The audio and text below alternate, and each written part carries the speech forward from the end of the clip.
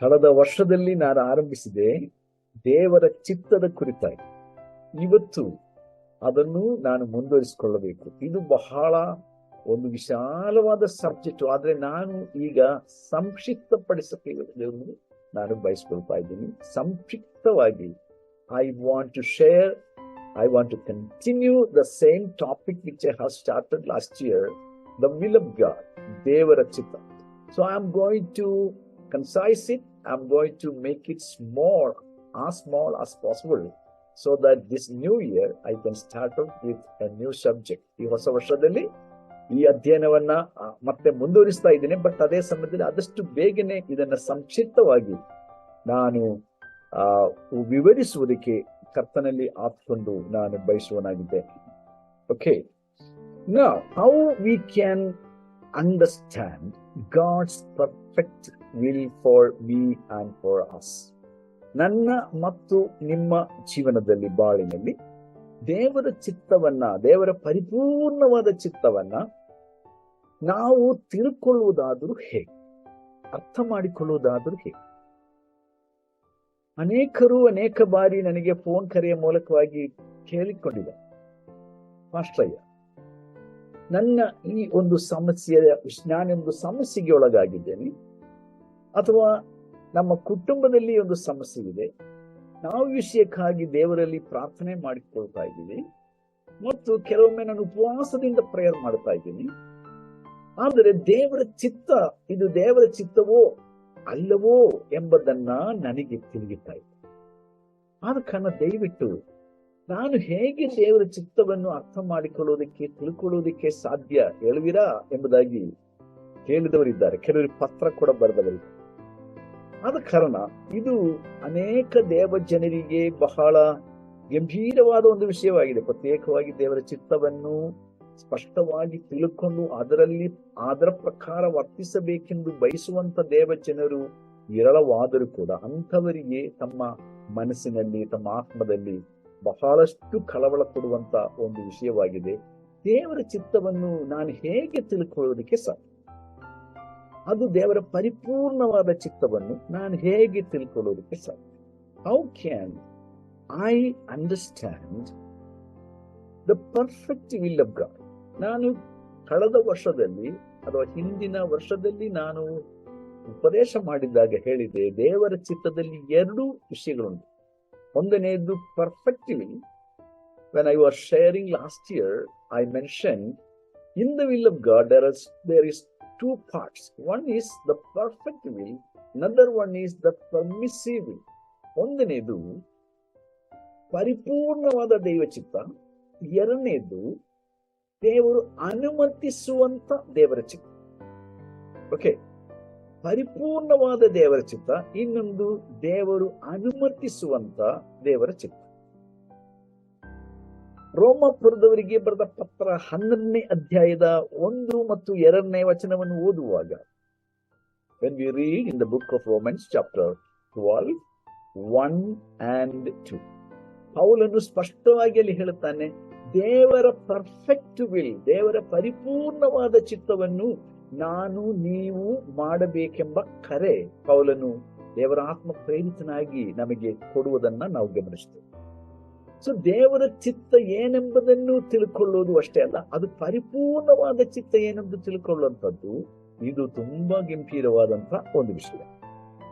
So ಪರಿಪೂರ್ಣವಾದ ಚಿತ್ತ ಇನ್ನೊಂದು, ನಾವು ದೇವರಿಗೆ ಒತ್ತಾಯಪಡಿಸಿದಾಗ ದೇವರು ಅನುಮತಿಸುವ ಚಿತ್ತ ಇನ್ನೊಂದು.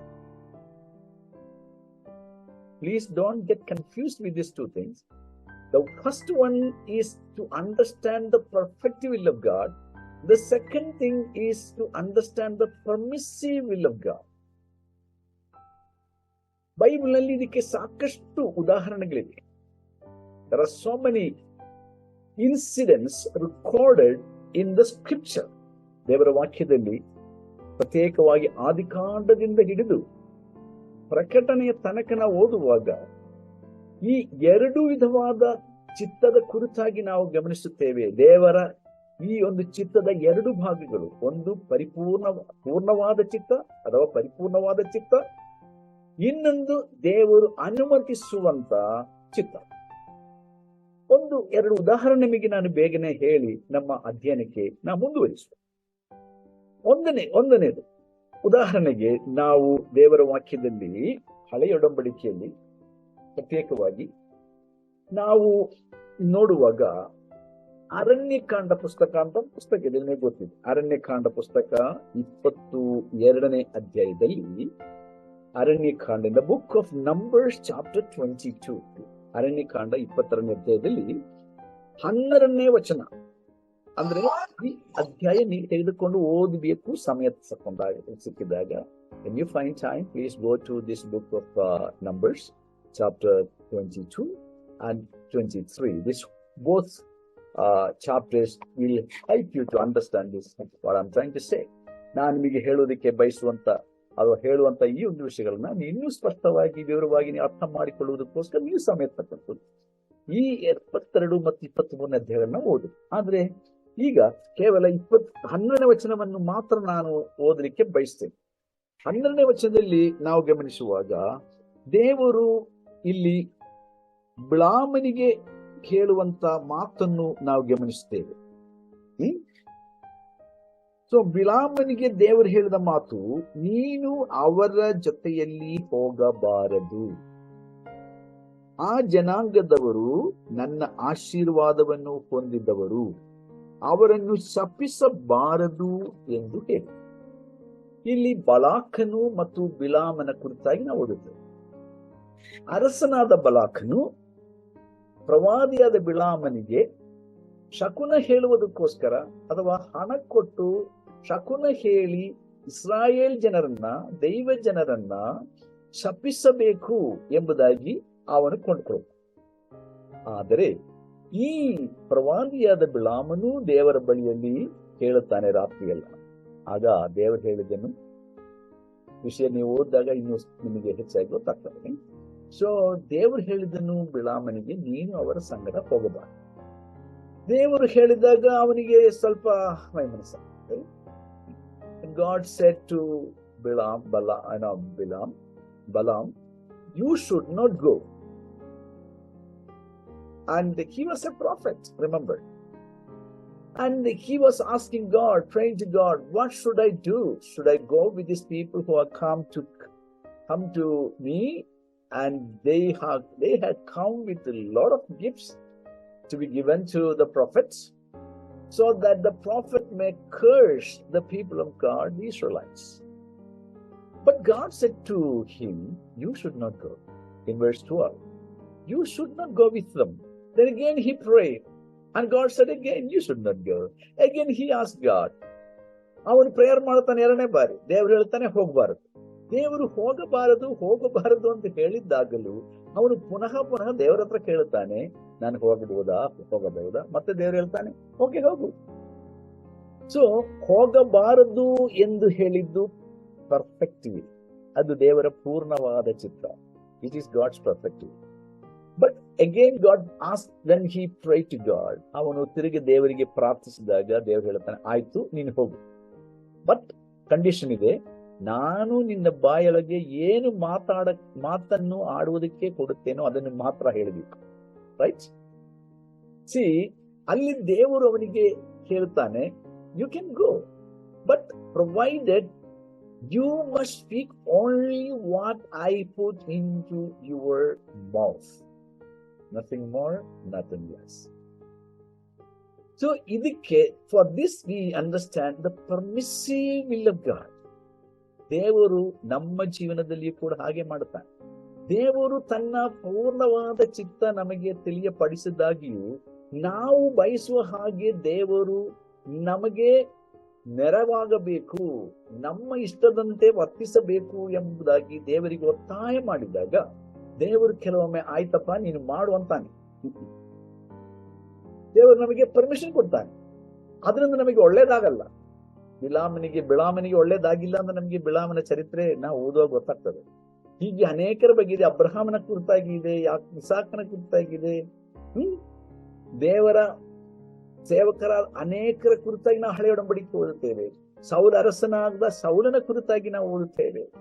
ದೇವರ ಚಿತ್ತಕ್ಕೆ ತದ್ವಿರುದ್ಧವಾಗಿ ನಡೆದುಕೊಂಡಾಗಲೂ ಕೂಡ ದೇವರು ಅವನಿಗೆ ಪರ್ಮಿಷನ್ ಕೊಟ್ಟ, ಅವನಿಗೆ ಅನುಮತಿ ಕೊಟ್ಟ. ಅದರಿಂದ ಅವನಿಗೆ ಒಳ್ಳೇದಾಗಲಿಲ್ಲ ಅಂತ ಗೊತ್ತು. ಇವರಿಗೆ ಯಾರಿಗೂ ಒಳ್ಳೇದಾಗಲಿ, ಯಾರೇ ಆಗಲಿ. ಸೊ ದಟ್ ಈಸ್ ವೈ, ಇದರಿಂದಲೇ ದೇವರು ನಮಗೆ ಹೇಳೋದು, ದೇವರ ಪರಿಪೂರ್ಣವಾದ ಚಿತ್ತ ಏನೆಂದು ನಾವು ತಿಳ್ಕೋಬೇಕು, ಅರ್ಥ ಮಾಡಿಕೊಳ್ಳಬೇಕು, ಅದನ್ನು ಹುಡುಕಬೇಕು, ಅದರ ಪ್ರಕಾರ ನಾವು ನಡ್ಕೊಳ್ಳಬೇಕು ಎಂಬುದಾಗಿ. When we faced with an issue concerning which we are unsure of God's will or not, ask these questions for a definite answer. ನಮ್ಮ ಜೀವನದಲ್ಲಿ ಇಂದ ಸಂದಿಗ್ಧವಾದ ಪರಿಸ್ಥಿತಿಗೆ ನಾವು ಒಳಗಾಗಿ ನಾವು ಮಾಡಲಿಕ್ಕೆ ಬಯಸುವಂತ ಆ ಒಂದು ಕಾರ್ಯವು ದೇವರ ಚಿತ್ತಾನುಸಾರವಾಗಿ ಇದೆಯೋ ಇಲ್ಲವೋ ಎಂಬುದನ್ನ ನಾವು ಸ್ಪಷ್ಟವಾಗಿ ತಿಳ್ಕೊಳ್ಳುವ ಹಾಗೆ ಈ ಹಲವಾರು ಪ್ರಶ್ನೆಗಳು ಆ ಒಂದು ವಿಷಯದ ಕುರಿತಾಗಿ, ಕೆಲಸದ ಕುರಿತಾಗಿ, ಕಾರ್ಯದ ಕುರಿತಾಗಿ ನಾವು ಕೇಳುತ್ತಾ ಅದಕ್ಕೆ ಸೂಕ್ತ ಉತ್ತರವನ್ನ ನಾವು ಕಂಡುಕೊಳ್ಳುವುದಾದರೆ ನಾವು ಸೇಫರ್ ಸೈಡ್ನಲ್ಲಿ ಇರಲಿಕ್ಕೆ ಸಾಧ್ಯ. So when we get A very correct answer from God for the questions we are confused with, then we will be in the safer side. So that's why today, ಇವತ್ತು, I'm going to tell you few of the tips. ಅನೇಕ ವಿಷಯಗಳುಂಟು, ಹಲವಾರು ವಿಷಯಗಳುಂಟು, ಅದರಲ್ಲಿ ಕೆಲವನ್ನ ಮಾತ್ರ ಇವತ್ತು ಈ ಸಂಚಿಕೆಯಲ್ಲಿ ನಿಮ್ಮೊಟ್ಟಿಗೆ ನಾನು ಹಂಚಲಿಕ್ಕೆ ಬಯಸ್ತೇನೆ. ಮೊದಲನೇ ಪ್ರಶ್ನೆ, the question number 1. So find out the answers for these questions when we face an issue concerning which we are not very sure whether it is God's will or not. Then find out the answer according to these scriptures given in the Bible. ದೇವರು ತನ್ನ ವಾಕ್ಯದಲ್ಲಿ ಕೊಟ್ಟಿರತಕ್ಕಂಥ ಈ ವಚನಗಳಿಗೆ ವಚನಗಳ ಆಧಾರದ ಮೇರೆಗೆ ಸೂಕ್ತವಾಗಿ ನಾವು ಉತ್ತರವನ್ನು ಕಂಡುಕೊಂಡಾಗ ನಾವು ಬಿದ್ದಿರುವಂತ ಈ ಸಂದಿಗ್ಧ ಸನ್ನಿವೇಶದಲ್ಲಿ ಅದು ದೇವರ ಚಿತ್ತವೋ ಅಲ್ಲವೋ ಎಂಬುದನ್ನ ವ್ಯಕ್ತವಾಗಿ ನಾವು ತಿಳ್ಕೊಳ್ಳೋದಕ್ಕೆ ಸಾಧ್ಯ. ಹಾಗಾದ್ರೆ ಬನ್ನಿ, ನಂಬರ್ 1, ಮೊದಲನೆಯ ಪ್ರಶ್ನೆ ಸ್ಕ್ರೀನ್ ಅಲ್ಲಿ ಕಾಣಿಸ್ತಾ ಇದೆ ನೋಡ್ರಿ. Is it contrary to the teaching of the word? ನಾನು ಮಾಡಬೇಕಾದ ಈ ಒಂದು ಕಾರ್ಯ,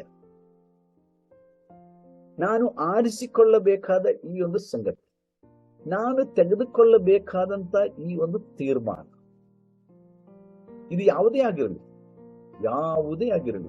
anything in our concern with our life, ನಮ್ಮ ಜೀವನಕ್ಕೆ ಸಂಬಂಧಪಟ್ಟ ಯಾವುದೇ ಒಂದು ವಿಷಯದ ಕುರಿತಾದ್ರೂ ಸರಿ, ಅದು ನಮ್ಮ ವಿದ್ಯಾಭ್ಯಾಸ ಆಗಬಹುದು, ಅದು ನಮ್ಮ ಕೆಲಸವಾಗಬಹುದು, ಅದು ಏನಾದರೂ ವಸ್ತು ಬಗೆಗಳನ್ನ ತೆಗೆದುಕೊಳ್ಳುವುದರ ವಿಷಯದಲ್ಲಿ ಇರಬಹುದು, ಅದು ನಮ್ಮ ಭವಿಷ್ಯದ ಕುರಿತಿರಬಹುದು, ಮದುವೆಯ ಕುರಿತಿರಬಹುದು, ಓಕೆ, ಕೆಲಸವನ್ನ ಬದಲಾಯಿಸಿ ಇನ್ನೊಂದು ಕೆಲಸಕ್ಕೆ ಹೋಗುವುದರ ವಿಷಯದಲ್ಲಿ ಇರಬಹುದು, ಸೇವೆಯ ವಿಷಯದಲ್ಲಿರಬಹುದು, ಸೇವೆಯ ಆ ಒಂದು ಸ್ಥಳಾಂತರದ ಕುರಿತಾಗಿರಬಹುದು, ನಾವು ಯಾವ ಸಂಸ್ಥೆಯಲ್ಲಿ ಸೇವೆ ಮಾಡಬೇಕು ಎಂಬುದರ ವಿಷಯವಾಗಿರಬಹುದು, ಅಥವಾ ಸಭೆಯಲ್ಲಿರ್ತಕ್ಕಂಥ ಸಮಸ್ಯೆಗಳ ಪರಿಹಾರಕ್ಕೋಸ್ಕರವಾಗಿ ನಾವು ದೇವರ ಚಿತ್ತವನ್ನು ಹುಡುಕುತ್ತಾ ಇರಬಹುದು.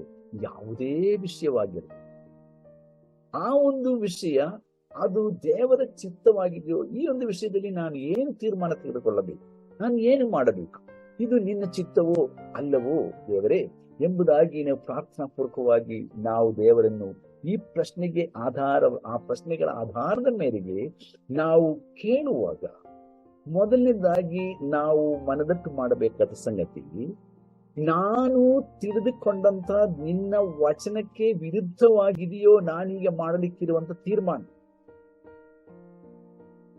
Is it contrary to the teaching of the word of God which is given to me through the Holy Spirit? The first touchstone to find out the will of God for you or for your children or for your wife or husband or your business or family or your education or your future or buying something or selling something, whatever in your life, because you are a God's child. ನಿಮ್ಮ ಜೀವನವು ಅದು ನಿಮ್ಮದಲ್ಲ, ಅದು ಕರ್ತನಾದ ಯೇಸು. ಆದ ಕಾರಣ ನಿಮ್ಮ ಜೀವನದಲ್ಲಿ ನೀವು ತೆಗೆದುಕೊಳ್ಳುವ ಯಾವುದೇ ನಿರ್ಧಾರದ ಕುರಿತಾಗಿ ನೀವು ಆ ನಿರ್ಧಾರ ಮಾಡಿಕೊಳ್ಳೋದಕ್ಕೆ ಮೊದಲು ಈ ಪ್ರಶ್ನೆ ಕೇಳ್ರಿ: ನಾನು ತಿಳಿದಂತ ನಿನ್ನ ವಾಕ್ಯದ ವಿರುದ್ಧವಾಗಿದೆಯೋ ನಾನು ತೆಗೆದುಕೊಳ್ಳಿಕ್ಕಿರುವಂತ ಈ ತೀರ್ಮಾನ? ಯೇಸು ಸ್ವಾಮಿ ತನ್ನ ವಚನದಲ್ಲಿ ನನಗೆ ಹೇಳಿರುವಂತ ವಚನ, ಅಪೊಸ್ತಲರು ನನಗೆ ಉಪದೇಶ ಮಾಡಿರುವಂತ ಆ ಉಪದೇಶ, ಪವಿತ್ರಾತ್ಮನು ಹೊಸ ಒಡಂಬಡಿಕೆಯಲ್ಲಿ ಈ ರೀತಿಯಾಗಿ ನನಗೆ ಅಥವಾ ಸಭೆಗೆ, ವಿಶ್ವಾಸಿಗಳಿಗೆ ಬರೆದು ಕೊಟ್ಟಿದ್ದಾನೆ. ನನ್ನ ತಿಳುವಳಿಕೆಯ ಪ್ರಕಾರವಾಗಿ ಇದು ನಿನ್ನ ವಚನಕ್ಕೆ ವಿರುದ್ಧವಾದ ಒಂದು ತೀರ್ಮಾನವೋ ಅಲ್ಲವೋ ಎಂಬುದಾಗಿ ವಿಚಾರಿಸಿ. 1 ತಿಮೊಥೆ 3ನೇ ಅಧ್ಯಾಯ 16ನೇ ವಚನ. ಓಕೆ, 16ನೇ ವಚನ. 1 ತಿಮೊಥೆ 3ನೇ ಅಧ್ಯಾಯ 16 ಮತ್ತು 17ನೇ ವಚನ. ನಿಮಗೆ ಎಲ್ಲರಿಗೂ ಗೊತ್ತಿದೆ ಈ ವಚನ. You all know it. First Timothy chapter 3 and verse 16 and 17. ದೈವ ಪ್ರೇರಿತವಾದ ಪ್ರತಿಯೊಂದು ಶಾಸ್ತ್ರವು ಉಪದೇಶಕ್ಕೂ, ಖಂಡನೆಗೂ, ತಿದ್ದುಪಾಟಿಗೂ, ನೀತಿ ಶಿಕ್ಷೆಗೂ ಉಪಯುಕ್ತವಾಗಿದೆ. ಆದ್ದರಿಂದ ದೇವರ ಮನುಷ್ಯನು ಪ್ರವೀಣನಾಗಿ ಸಕಲ ಸತ್ಕಾರ್ಯಕ್ಕೆ ಸನ್ನದ್ಧನಾಗುವನು. ನೋಡ್ರಿ ಎಷ್ಟು ಸ್ಪಷ್ಟವಾಗಿದೆ ವಚನ. ಈ ವಚನ ಎಷ್ಟು ಸ್ಪಷ್ಟವಿದೆ. ಸಕಲ ಕಾರ್ಯಗಳಿಗೂ, ಸಕಲ ಸತ್ಕಾರ್ಯಗಳಿಗೂ. ಒಬ್ಬ ವಿಶ್ವಾಸಿ, ಒಬ್ಬ ಪರಿಶುದ್ಧನು ಯಾವಾಗಲೂ ಸತ್ಕಾರ್ಯ ಮಾಡಬೇಕು. ಸತ್ಕಾರ್ಯ ಮಾಡಿ ಅಂತ ಹೇಳಿದ್ರೆ ಕೇವಲ ಒಳ್ಳೆಯದನ್ನು ಮಾಡೋದ್ರ ವಿಷಯದಲ್ಲಿ ಮಾತ್ರವಲ್ಲ, ದೇವರ ಭಕ್ತನಾಗಿ, ಒಬ್ಬ ದೇವರ ವಿಶ್ವಾಸಿಯಾಗಿ ಅವನು ದೇವರಿಗೆ ಸರಿ ಬೀಳುವಂತ ಕಾರ್ಯಗಳನ್ನು ಮಾಡಬೇಕೇ ಹೊರತು ಅವನ ಸ್ವಂತ ಚಿತ್ತವನ್ನು ಮಾಡಬಾರದು. ಹಾಗಾದರೆ ಇಲ್ಲಿ ದೇವರ ವಚನವು ಅದಕ್ಕೆ ಆಧಾರವಾಗಿದೆ. ಇಲ್ಲಿ ದೇವರು ಹೇಳುತ್ತಾನೆ, ದೇವರ ವಚನವು ನಮ್ಮನ್ನು ಉಪದೇಶಿಸಿ ನಾವು ನಡೆಯಬೇಕಾದ ಮಾರ್ಗದಲ್ಲಿ ನಮ್ಮನ್ನು ನಡೆಸುವ, ನಮಗೆ ಖಂಡಿಸಿ ಅಂದರೆ ನಮಗೆ ತಿದ್ದುಪಾಟು ಮಾಡುತ್ತದೆ, ನಮಗೆ ಖಂಡನೆ ಮಾಡುತ್ತದೆ, ನಮಗೆ ತಿದ್ದುಪಾಟು ಮಾಡುತ್ತದೆ, ನಮಗೆ ನೀತಿ ಮಾರ್ಗದಲ್ಲಿ ನಡೆಯುವಂತೆ ನಮಗೆ ಶಿಕ್ಷಿಸಿ ನಮ್ಮನ್ನು ಮುಂದೆ ನಡೆಸುತ್ತಾನೆ. So it says God's word will teach us what to do, what not to do. It will reproof us. It will correct us. It will train us to do righteous things. Okay, ದೇವರ ನೀತಿಯನ್ನು ನಾವು ನಡೆಸುವಂತೆ ದೇವರ ವಚನ ನಮಗೆ ಉಪದೇಶಿಸುತ್ತದೆ. ಹಾಗಾದರೆ ದೇವರ ವಚನವನ್ನು ನಾವು ಸದಾ ಹುಡುಕುವರಾಗಬೇಕು. ದೇವರ ವಚನ ನಮಗೆ ಸರಿಯಾಗಿ ಗೊತ್ತಿರಬೇಕೆಂದು ಕೂಡ ಅರ್ಥ. ದೇವರ ವಚನ ಹೆಚ್ಚೆಚ್ಚಾಗಿ ನಾವು ತಿಳಿದುಕೊಂಡಾಗ ನಾವು ದೇವರ ವಚನದ ಪ್ರಕಾರವಾಗಿ ನಾವು ನಡೆದು ಸುರಕ್ಷಿತರಾಗಿರುವುದಕ್ಕೆ ಸಾಧ್ಯ. This is very very important. Okay, so ದೇವರ ವಚನ ನಮ್ಮ ಹೊರಗಲ್ಲಾಗಿ, ಅವರ್ ಟಚ್ ಸ್ಟೋನ್. ಅದಕ್ಕೆ ನಾನು ಆರಂಭದಲ್ಲಿ ಹೇಳಿದೆ, in the beginning itself I told you that the word of God must be our foundation. ನಮ್ಮ ನಂಬಿಕೆಗೆ ಆಧಾರ, ನಮ್ಮ ಎಲ್ಲ ಜೀವನ ಕಾರ್ಯಗಳಲ್ಲಿಯೂ ನಮಗೆ ಆಧಾರವಾಗಿರಬೇಕಾದದ್ದು ದೇವರ ವಚನವಾಗಿರಬೇಕು ಮೊಟ್ಟ ಮೊದಲನೇದಾಗಿ. ಸೊ ಇದು ಮೊದಲನೇ ಸಂಗತಿ. ಸಮಯ ನಮಗೆ ಬಹಳ ಕಡಿಮೆ ಇರುವುದರಿಂದ ನಾನು ಬೇಗ ಮುಂದುವರಿಸಲಿಕ್ಕೆ ಬಯಸ್ತೇನೆ. ಎರಡನೇದು, ಸೆಕೆಂಡ್ ಪಾಯಿಂಟ್, ಸೆಕೆಂಡ್ ಕ್ವಶನ್. ನಾವು ಮೊದಲು ಕೇಳಿದ ಪ್ರಶ್ನೆ ನೆನಪಿದೆಯಲ್ಲ ನಿಮಗೆ? ಎರಡನೇದಾಗಿ ನಾವು ಕೇಳಬೇಕಾದ ಪ್ರಶ್ನೆ, is it something I can do with a clear conscience? ನಾನು ಒಂದು ಒಳ್ಳೆ ಮನಸ್ಸಾಕ್ಷಿಯಿಂದ ಈ ಕಾರ್ಯವನ್ನು ಮಾಡುವುದಕ್ಕೆ ಸಾಧ್ಯ? ಕಾನ್ಶಿಯನ್ಸ್, ಮನಸ್ಸಾಕ್ಷಿ, ಇದು ಗಂಭೀರವಾದ ಸಂಗತಿ. ಬೈಬಲ್ನಲ್ಲಿ ಹಲವಾರು ಮನಸ್ಸಾಕ್ಷಿಗಳ ಕುರಿತಾಗಿ ಬೈಬಲ್ ಹೇಳುತ್ತದೆ ನಮಗೆ. ಓಕೆ, ಅವೆಲ್ಲ ನನಗೆ ಇವತ್ತು ನಿಮಗೆ ಹೇಳಲಿಕ್ಕೆ ಸಮಯ ಇಲ್ಲ. 12 ವಿಧವಾದ ಮನಸ್ಸಾಕ್ಷಿಗಳ ಕುರಿತಾಗಿ ಸತ್ಯವೇದವು ನಮಗೆ ಹೇಳುತ್ತದೆ. ಒಂದಲ್ಲ, ಎರಡಲ್ಲ, ಅನೇಕ ಮನಸ್ಸಾಕ್ಷಿಗಳುಂಟು, ಅನೇಕ ವಿಧವಾದ ಮನಸ್ಸಾಕ್ಷಿ. ಅದರಲ್ಲಿ ಒಂದಾನೊಂದು ಮನಸ್ಸಾಕ್ಷಿಯಾಗಿದೆ clear conscience. There are 12 different consciences written in the Bible, and in that, among that, one of those 12 consciences is clear conscience. Clear conscience. ಶುದ್ಧ ಮನಸ್ಸಾಕ್ಷಿ, ಶುದ್ಧವಾದ ಮನಸ್ಸಾಕ್ಷಿ. ಓಕೆ, ಚಂಚಲವಿಲ್ಲದ ಮನಸ್ಸಾಕ್ಷಿ. ನಮ್ಮ ಮನಸ್ಸಾಕ್ಷಿ ಅಲ್ಲೋಲಗಲ್ಲೋಲವಾಗದಿದ್ದರೆ, ಅಥವಾ ನಾವು ತೆಗೆದುಕೊಳ್ಳುವಂತ ನಾವು ಈಗ ಬಿದ್ದಿರುವಂತ ಈ ಒಂದು ಸನ್ನಿವೇಶದಲ್ಲಿ ಇದು ದೇವರ ಚಿತ್ತವಾಗಿದೆಯೋ, ನಾನು ಹೀಗೆ ಮಾಡುವುದು ದೇವರ ಚಿತ್ತವೋ ಅಲ್ಲವೋ, ನಾನು ಇಲ್ಲಿಗೆ ಹೋಗುವುದು ನಿನ್ನ ಚಿತ್ತವೋ ಅಲ್ಲವೋ, ನಾನು ಇದು ಕೊಂಡುಕೊಳ್ಳುವುದು ಅಲ್ಲಿ ಕೊಡುವಂಥದ್ದು, ಅಥವಾ ನಾನು ಮುಂದಕ್ಕೆ ಈ ತೀರ್ಮಾನ ತೆಗೆದುಕೊಳ್ಳಬೇಕಾಗಿದೆ, ಇದು ನಿನ್ನ ಚಿತ್ತವಾಗಿದೆಯೋ ಇಲ್ಲವೋ ಎಂಬುದಾಗಿ ನಾವು ಪ್ರಾರ್ಥಿಸುತ್ತಾ ಪ್ರಶ್ನಿಸುತ್ತಾ ದೇವರಲ್ಲಿ ಕಾಯ್ತಿರುವಾಗ, if we are having a clear conscience to make that decision, ಆ ಒಂದು ತೀರ್ಮಾನವನ್ನು ತೆಗೆದುಕೊಳ್ಳುವುದಕ್ಕೆ ನಮಗೆ ಒಂದು ಕ್ಲಿಯರ್ ಆದ, ಶುದ್ಧವಾದ, ಒಂದು ಚಂಚಲರಹಿತವಾದ ಮನಸ್ಸಾಕ್ಷಿ ಇರುವುದಾದರೆ, ಅದರ ಅರ್ಥ ಎಸ್, ನಾವು ಮುಂದುವರಿಸಬಹುದು, ನಾವು ತೀರ್ಮಾನ ತೆಗೆದುಕೊಳ್ಳಬಹುದು, ನಾವು ಇದನ್ನು ಮಾಡಬಹುದು, ಅಲ್ಲಿಗೆ ಹೋಗಬಹುದು. ಇದು ಅದರ ಅರ್ಥ. 1 ಯೋಹಾನ 1 John chapter 3 ನೋಡ್ರಿ, 1 ಯೋಹಾನ ಪತ್ರ 3ನೇ ಅಧ್ಯಾಯ 21ನೇ ವಚನ. ಬೇರೆ ನಮ್ಮ ಹೃದಯವು ನಮ್ಮನ್ನು ದೋಷಿಗಳೆಂದು ನಿರ್ಣಯಿಸದಿದ್ದರೆ ನಮಗೆ ದೇವರ ವಿಷಯದಲ್ಲಿ ಧೈರ್ಯ ಉಂಟು.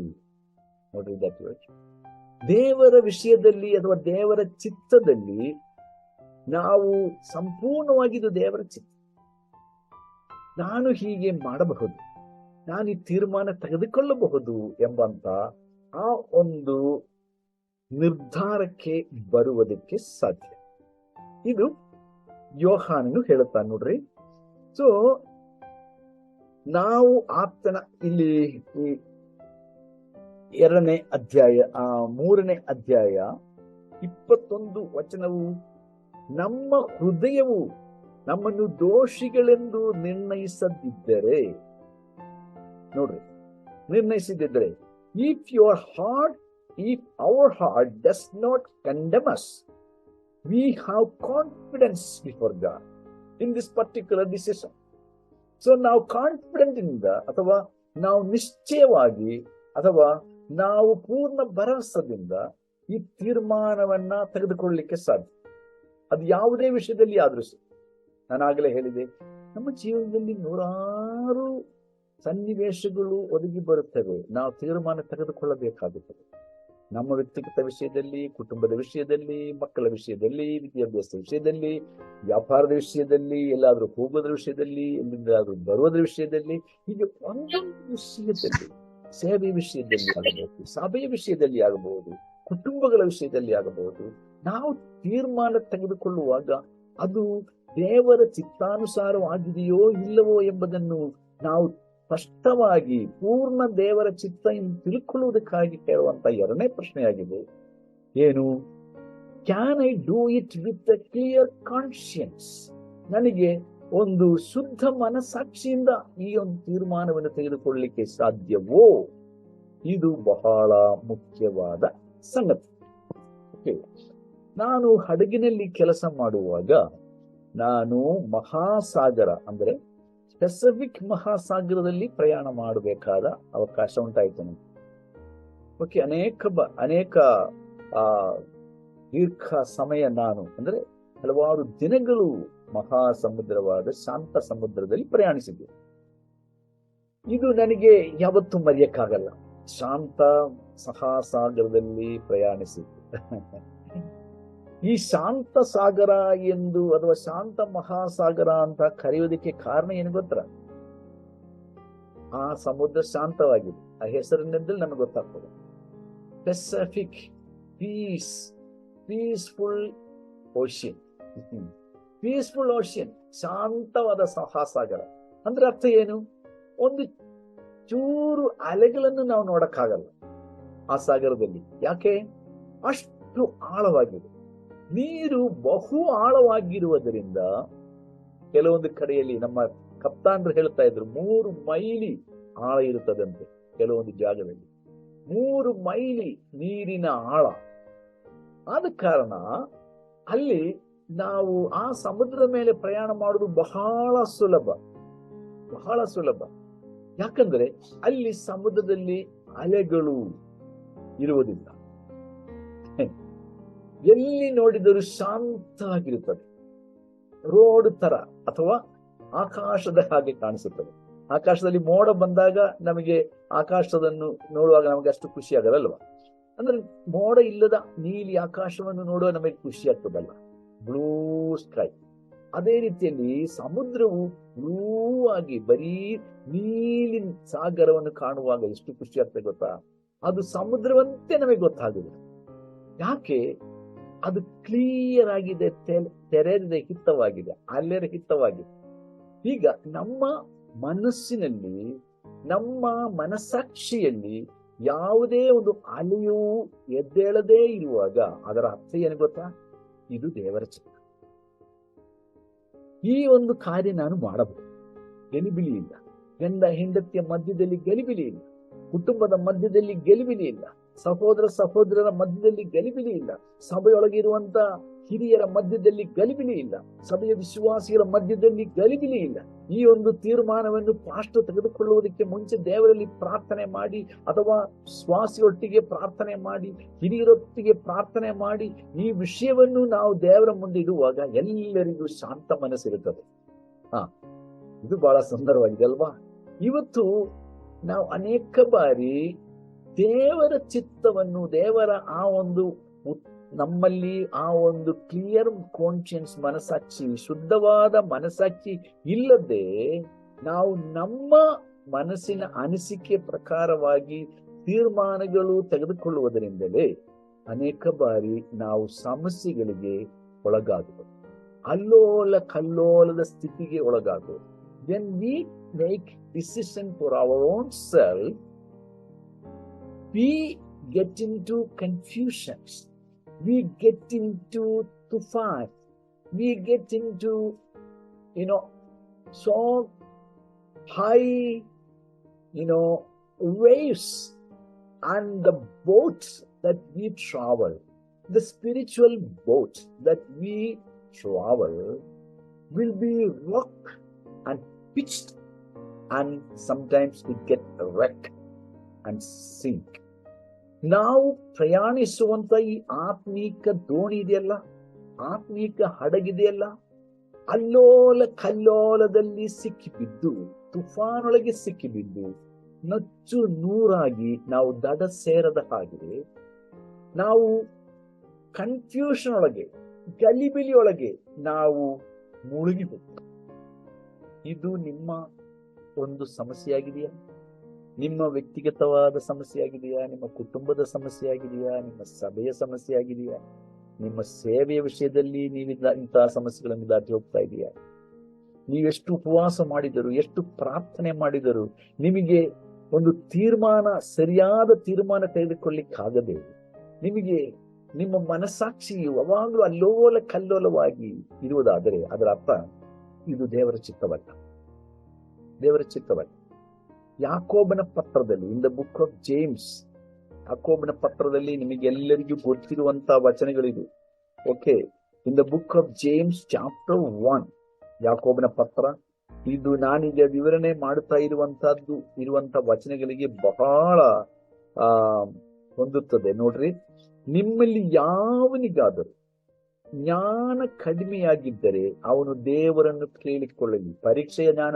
ಪರೀಕ್ಷೆ ಬರೆಯೋದಕ್ಕೆ ಜ್ಞಾನದ ಕುರಿತಲ್ಲ ಇಲ್ಲಿ ಬರೆದಿರುವುದು. ಅನೇಕರು ತಪ್ಪಾಗಿ ವಾಕ್ಯ ತೆಗೆದುಕೊಂಡು ಪರೀಕ್ಷೆ ಬರೆಯುವ ಸಮಯದಲ್ಲಿ, ಮಕ್ಕಳು ಪರೀಕ್ಷೆಗೆ ಹೋಗುವಾಗ ಅಥವಾ ನಾವು ಪರೀಕ್ಷೆಗೆ ಹೋಗುವಾಗ, ಇಂಟರ್ವ್ಯೂ ಹೋಗುವಾಗ ನಾವು ಈ ವಚನ ತೆಗೆದುಕೊಳ್ಳುತ್ತೇವೆ. ನಿಮ್ಮಲ್ಲಿ ಯಾರಿಗಾದ್ರೂ ಜ್ಞಾನ ಕಡಿಮೆಯಾಗಿದ್ದರೆ ಅವನು ದೇವರನ್ನು ಕೇಳಿಕೊಳ್ಳಲಿ, ಅದು ಅವನಿಗೆ ದೊರಕುವುದು. ಇಲ್ಲಿ ಮೇಲಿನ ವಚನದ ಕಂಟಿನ್ಯೂಯೇಷನ್, ಅದು ಮೇಲಿನ ಭಾಗದಲ್ಲಿ ಹೇಳಿರ್ತಕ್ಕಂಥ ವಚನಗಳನ್ನ ಮುಂದುವರಿಸಿಕೊಂಡು ಯಾಕೋಬನು ಹೇಳ್ತಾ ಇದ್ದಾನೆ. ನಾವು ಇಕ್ಕಟ್ಟಿನಲ್ಲಿ, ಸಂಕಟದಲ್ಲಿ, ನಾವು ಹಿಂಸೆಗಳಲ್ಲಿ, ನಾವು ಕ್ರಿಸ್ತನ ನಿಮಿತ್ತವಾಗಿ ದೇವರ ಚಿತ್ತವನ್ನು ನೆರವೇರಿಸುವುದಕ್ಕೋಸ್ಕರವಾಗಿ ನಾವು ಒಂದು ಒಂದು ಒಂದು ಜಂಕ್ಷನ್ ಪರಿಸ್ಥಿತಿಯಲ್ಲಿ ನಾವು ಬಂದು ನಿಂತುಕೊಂಡಿರುವಾಗ ತೀರ್ಮಾನ ತೆಗೆದುಕೊಳ್ಳುವುದಕ್ಕೆ ನಾವು ಕಷ್ಟಪಡುವಾಗ, ನಮಗೆ ಸರಿಯಾದ ದೇವರ ಚಿತ್ತದ ಕುರಿತಾಗಿರುವಂತಹ ತಿಳುವಳಿಕೆ ಇಲ್ಲದೆ ಏನು ಮಾಡಬೇಕು, ಏನು ಹೇಳಬೇಕು, ಈ ರೀತಿಯಾಗಿ ನಾವು ತತ್ತರಿಸಿಕೊಳ್ಳುವಾಗ ದೇವರು ಹೇಳುತ್ತಾನೆ, ನಮಗೆ ದೇವರ ಜ್ಞಾನ ಬೇಕು. ದೇವರು ಹೇಳುತ್ತಾನೆ, ನಿಮಗೆ ಕೊಡುತ್ತಾನೆ ಆತ. ಅದು ದೇವರು ಹಂಗಿಸದೆ ಎಲ್ಲರಿಗೂ ಉದಾರ ಮನಸ್ಸಿಂದ ಕೊಡುವನಾಗಿದ್ದಾನೆ. 5ನೇ ವಚನ 6ನೇ ವಚನ ನೋಡ್ರಿ. ಸ್ವಲ್ಪವೂ ಸಂದೇಹ ಪಡದೆ ನಂಬಿಕೆ ಇಟ್ಟು ಕೇಳಿಕೊಳ್ಳಬೇಕು. ಓಕೆ, ನಂಬಿಕೆ ಇಟ್ಟು ಕೇಳಿಕೋಬೇಕು. ಆಮೇಲೆ ಸಂದೇಹ ಪಡುವವನು ಗಾಳಿಯಿಂದ ಬಡಿಯಲ್ಪಟ್ಟ ಸಮುದ್ರದ ತೆರೆಯಂತೆ ಅಲಿಯುತ್ತಿರುವನು. ನೋಡ್ರಿ, ಸಮುದ್ರದ ತೆರೆಯಂತೆ ಅಲಿಯುತ್ತಿರುವ ಆ ಮನುಷ್ಯನು ತಾನು ಕರ್ತನಿಂದ ಏನಾದರೂ ಹೊಂದುವೆನೆಂದು ಭಾವಿಸದೇ ಇರಲಿ. 8ನೇ ವಚನ. ಅವನು 2 ಮನಸ್ಸುಳ್ಳವನು, ತನ್ನ ನಡತೆಯಲ್ಲೆಲ್ಲಾ ಚಂಚಲನೂ ಆಗಿದ್ದಾನೆ. ತುಂಬಾ ಚೆನ್ನಾಗಿದೆ ವಚನ. ಓಕೆ, 1973ನೇ ಇಸವಿಯಲ್ಲಿ ನಾನು ದೇವರ ಸೇವೆಗೋಸ್ಕರವಾಗಿ ದೇವರಿಂದ ಪ್ರತ್ಯೇಕಿಸಲ್ಪಟ್ಟಾಗ, ಕರೆಯಲ್ಪಟ್ಟಾಗ, ನಾನು ಈ ವಾಕ್ಯದ ಪರಿಸ್ಥಿತಿಯಲ್ಲಿ ಇದ್ದೆ. ಈ ವಾಕ್ಯದ ಪರಿಸ್ಥಿತಿಯಲ್ಲಿ ಇದ್ದೆ ಅಂತ ಹೇಳಿದ್ರೆ, ಸಮುದ್ರದ ಆ ಒಂದು ಅಲ್ಲೋಲ ಕಲ್ಲೋಲಕ್ಕೆ ಒಳಗಾದಂತ ಸಮುದ್ರದ ಹಾಗೆ ನಾನಿದ್ದೆ. 2 ಮನಸ್ಸುಳ್ಳವನಾಗಿದ್ದೆ. ನಾನು ನನ್ನ ಕಾಲೇಜು ವಿದ್ಯಾಭ್ಯಾಸವನ್ನು ಮುಂದುವರಿಸಿಕೊಳ್ಳಬೇಕಾ ಬೇಡವ? ದೇವರೇ, ನಿನ್ನ ಚಿತ್ತ ಏನು? ನಾನು ಸೇವೆಗೆ ಹೊರಟು ಹೋಗ್ಬೇಕಾ, ಅಥವಾ ನಾನು ನನ್ನ ಕಾಲೇಜು ವಿದ್ಯಾಭ್ಯಾಸನ ಮುಂದುವರಿಸಿಕೊಳ್ಳಬೇಕಾ? 2ರ ಮಧ್ಯದಲ್ಲಿ ನಾನು ತತ್ತರಿಸುತ್ತಾ, ನಾನು ನಿದ್ರೆ ಕೆಟ್ಟವನಾಗಿ, ಅಸಮಾಧಾನಕ್ಕೆ ಒಳಗಾದವನಾಗಿ, ದೇವರ ಪರಿಪೂರ್ಣವಾದ ಚಿತ್ತವನ್ನು ತಿಳ್ಕೊಳ್ಳಲಾರದೆ ನಾನು ಬಾಧೆ ಪಡುತ್ತೇನೆ. ಆದರೆ ಒಂದು ರಾತ್ರಿ ದೇವರು ತನ್ನ ವಾಕ್ಯದ ಮೂಲಕ ನನ್ನೊಟ್ಟಿಗೆ ಮಾತಾಡಿದಾಗ, ಈ ವಚನವನ್ನು ಓದುವುದಕ್ಕೆ ಪವಿತ್ರಾತ್ಮನು ನನ್ನ ಆತ್ಮದೊಟ್ಟಿಗೆ ಮಾತಾಡಿದ. ನನಗೆ ಈ ವಾಕ್ಯ ಅಷ್ಟು ಪರಿಚಯ ಇರಲಿಲ್ಲ ಆವಾಗ. ದೇವರು ನನಗೆ ಹೇಳಿದನು, ಯಾಕೋಬನ ಪತ್ರ 1ನೇ ಅಧ್ಯಾಯ ಈ ಮೊದಲನೇ ವಚನಗಳನ್ನು ಓದು, 4, 5, 6, 7 ವಚನಗಳನ್ನು ಓದು ಎಂಬುದಾಗಿ ದೇವರು ಹೇಳಿದ. ತಕ್ಷಣವೇ ಆ ಮಧ್ಯರಾತ್ರಿಯಲ್ಲಿ ನಾನು ದೀಪವನ್ನು ಹಚ್ಚಿಸಿ ನಾನು ಈ ವಚನವನ್ನು ಓದಿದಾಗ ನನಗೆ ಶಾಕ್ ಆಯ್ತು. ದೇವರು ನನಗೆ ನೇರವಾಗಿ ಮಾತಾಡಿದ. ನೋಡಲು ದೇವರು ಹೇಳಿದ, ನಿನ್ನ ಮನಸ್ಸು 2 ಮನಸ್ಸು. ನಿನಗೆ ನಿನ್ನ ಮನಸ್ಸಾಕ್ಷಿ, ನಿನ್ನ ಮನಸ್ಸು ಕ್ಲಿಯರ್ ಇಲ್ಲ. ನೀನು 2ರ ಮಧ್ಯದಲ್ಲಿ ನೀನು ಅಲೆದಾಡುತ್ತಾ ಇದೀಯ. ನೀನು ನಿಜವಾಗಲೂ ನನ್ನ ಆಶೀರ್ವಾದಕ್ಕೆ ಗುರಿಯಾಗಬೇಕಾದರೆ ನಿನಗೆ ಒಂದೇ ಮನಸ್ಸಿರಬೇಕು. ನಾನು ನಿನ್ನನ್ನು ನನ್ನ ಕೆಲಸಕ್ಕಾಗಿ ಕರೆಸಿಕೊಂಡಿದ್ದೀನಿ, ಅದನ್ನು ನೀನು ಪೂರ ಮನಸ್ಸಿನಿಂದ ಮಾಡೋದಕ್ಕೆ ನಿರ್ಧಾರ ಮಾಡಿಕೊ ಎಂಬುದಾಗಿ ದೇವರು ನನಗೆ ಪುನಃ ಆವರ್ತಿ ಹೇಳಿದಾಗ, ಆ ರಾತ್ರಿಯಲ್ಲಿ ಮಧ್ಯರಾತ್ರಿ ಕಳೆದ ಸಂದರ್ಭದಲ್ಲಿ ನಾನು ದೇವರ ಮುಂದೆ ಪ್ರಾರ್ಥನೆ ಮಾಡಿ ನನ್ನ ಜೀವಿತವನ್ನ ಸಂಪೂರ್ಣವಾಗಿ ಸ್ವಾಮಿಗೆ ಸಮರ್ಪಿಸಿಕೊಟ್ಟೆ ಸೇವೆಗೋಸ್ಕರ. ಹಾಗೆ ನಾನು ಸೇವೆಗೆ ಬಂದದ್ದು. ಆಗ ದೇವರನ್ನೊಟ್ಟಿಗೆ ಮಾತಾಡಿದ ವಚನ ಇದ್ದು. ಸೊ ಕರ್ತನಿಂದ ನಾವು ಏನಾದ್ರೂ ಹೊಂದಿಕೊಳ್ಳಬೇಕಾದರೆ ನಮಗೆ ಒಂದೇ ಒಂದು ಮನಸ್ಸಿರಬೇಕು. ನಮಗೆ ಅಂದ್ರೆ ಕ್ಲಿಯರ್ ಮನಸ್ಸಿರಬೇಕು. ನಮ್ಮ ಮನಸ್ಸಾಕ್ಷಿ, ನಮ್ಮ ಮನಸ್ಸು ಶುದ್ಧವಾಗಿರಬೇಕು, ಸಮಾಧಾನಕರವಾಗಿರಬೇಕು. ದೇವರು ಸಮಾಧಾನದ ದೇವರಾಗಿದ್ದಾನೆ ಅಲ್ವಾ?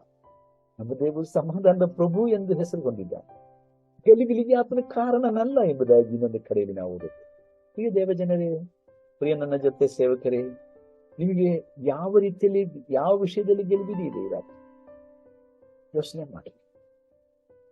ಈ ಗೆಲುವಿನಿಂದ ನಿಮ್ಮನ್ನು ಹೊರತರುವುದಕ್ಕೆ ದೇವರು ತನ್ನ ಚಿತ್ತವನ್ನು ನಿಮಗೆ ಪ್ರತ್ಯೇಕವಾಗಿ, ಆತನ ಪರ್ಫೆಕ್ಟ್ ಚಿತ್ತವನ್ನ, ಪೂರ್ಣ ಚಿತ್ತವನ್ನ ತಿಳಿಯಪಡಿಸುವುದಕ್ಕಾಗಿ ಈ ಒಂದು ಬಿಲ್ಡರ್ಸ್ ಜೂಮ್ ಮೀಟಿಂಗ್ ದೇವರು ನಿಮ್ಮನ್ನು ಬರಮಾಡಿದ್ದಾನೆ.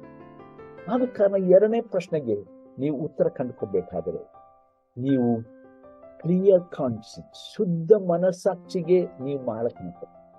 ಆ ಶುದ್ಧ ಮನಸ್ಸಾಕ್ಷಿ ದೇವರು ತನ್ನ ವಾಕ್ಯದ ಮೂಲಕ ನಮಗೆ ಮಾತಾಡು.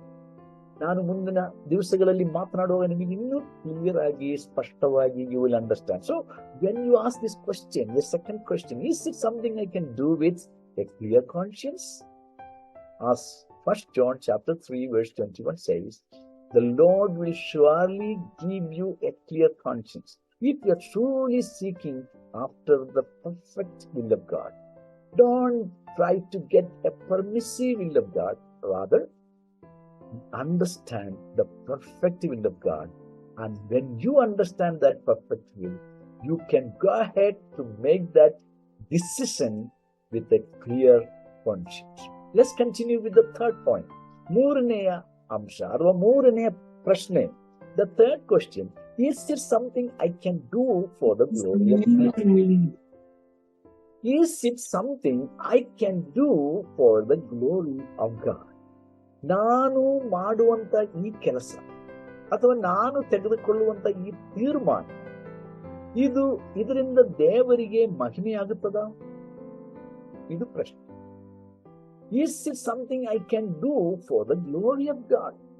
1 Corinthians chapter 10. 1 Corinthians chapter 10 and verse 31. 10:31. You know what does it says? ಹೀಗಿರಲಾಗಿ ನೀವು ಉಂಡರು ಕುಡಿದರು ಇನ್ನೇನು ಮಾಡಿದರು ಎಲ್ಲವನ್ನೂ ದೇವರ ಘನತೆಗಾಗಿ ಮಾಡಿರಿ. So whether you eat or drink or whatever you do all, underline that, do all. That's a very difficult word, alva. A difficult sentence. It's a very difficult word. Do all. All means everything. Nothing is, excluded.